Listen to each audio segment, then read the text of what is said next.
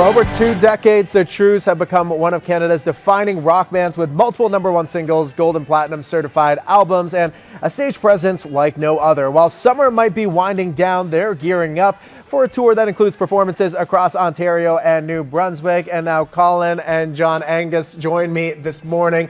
How are you guys doing?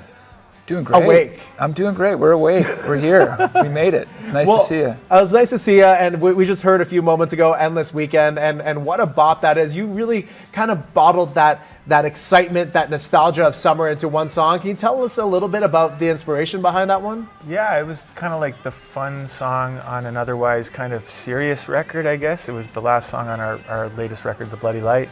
And yeah, we figured we needed one kind of party rock song on the record, and that's the one. And that's kind of what Endless Weekend kind of means, right? So it's actually a song about somebody getting over an ex by hooking up with somebody who's also getting over an ex. That's the actual story. And then they decide to have an endless weekend together. So that's the actual inspiration. But otherwise, it's just a fun tune. Well, I say, like, whenever it's pop or it's rock, the most catchy songs are always the ones that come out of the biggest heartbreaks or tensions when it comes to it. Yeah, there's something to that. You know, it's like the source can often be pain, but then it's about how you channel it and how you turn it into art, or expression. Yeah, well, I mean, I just want to read some of the comments to that video there. Someone said, the sound of the perfect Canadian summer, do you feel it? Little dancing emoji. This has been on my gym playlist since the album came out. Good. And also another one says, I don't think the Trews know how to make a bad song. I mean, you guys connect with your fans so much on that level where I feel like, and I've seen you live, where it feels like at an East Coast kitchen party. You know what I mean? Like you're there connecting with people. Yeah. What do you like the most when it comes to performing live, regardless of the venue? That very thing, just the connection with people, the connection with the audience, whether it's like 10, 20,000 or if it's a couple hundred, that's the whole idea, is to bring people into what we're doing and make it a communal thing.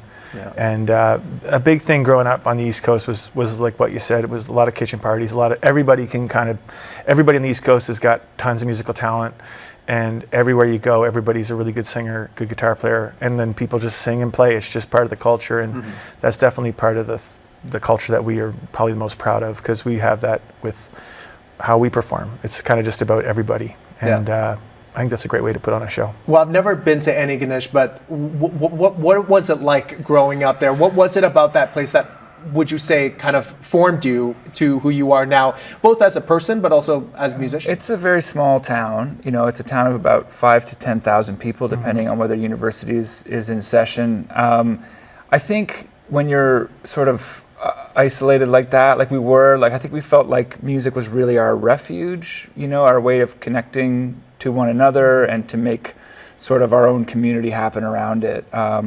Lord knows we weren't good enough hockey players. That's the other thing that's so popular in Antigonish is hockey, but we love hockey, but as fans. Yeah. So we just found our place in making music together and writing songs together, and then trying to play for other people. And I'm not sure if that would have happened if we were in a big city or not. I don't know the counterfactual to that, but I think that, to me, I think back and I think like being in Antigonish really gave us a focus on our music, Well, it probably gave you that level of foundation, right? As a human being, and that connection, because that's what people really latch on with you guys. And you're going on a little bit of a tour, and you're hitting some spots. So tomorrow you're going to be at the CNE, and then this weekend you're going to get your wine on. Yeah, of course. So the band shell at CNE tomorrow night, we've done that stage a handful of times in our career. It's always a wicked party because the CNE's going on and everybody's out and about, and then it's a great exclamation point to a day at the CNE. So we always look forward to that one. And then the Jackson Triggs Winery, I think this is our 7th and 8th time playing there.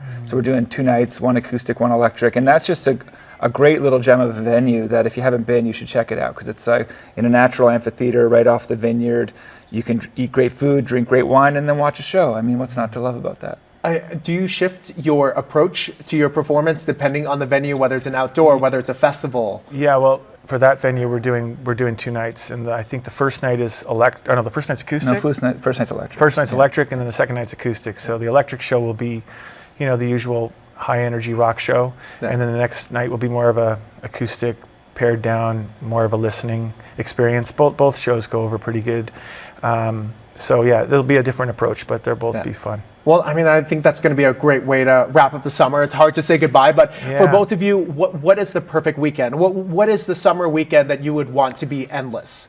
Is it at the cottage? Is it? We did a weekend about a month ago where we played at the Key to Bala, and then we played a private party on the Thousand Islands. Oh, cool. And just back to back, being in Muskoka at this beautiful lake house that we were staying at, and then the next night being at this other house on this island on the lake. It just, I would have had that weekend all summer. And I don't know if it's public knowledge, but Gord Sinclair from the Tragically Hip was at the private gig, so we ended up playing a bunch of Tragically Hip so we songs. played kind of a perfect campfire sing-along, doing it was Trews pretty stuff great. and hip stuff. Yeah. And then there was jet skis in the water, and there was, people floating down the lazy river, and my kids came out. I would probably do that weekend all summer. Oh, that's a full-on. But duty calls. Yeah, So you exactly. gotta keep I moving. mean, you have to. Well, Gotta keep you're moving. helping us make memories and having those course. moments. So, thank you so much, Colin, John Angus, for coming in. And yeah, it's hard to say goodbye to summer, but at least if we're going to say goodbye to it, it's with your amazing music. Yeah, we'll cap it off right. Yeah, you bet. All right, thank you so much. All right, you're watching Global News. Stick around.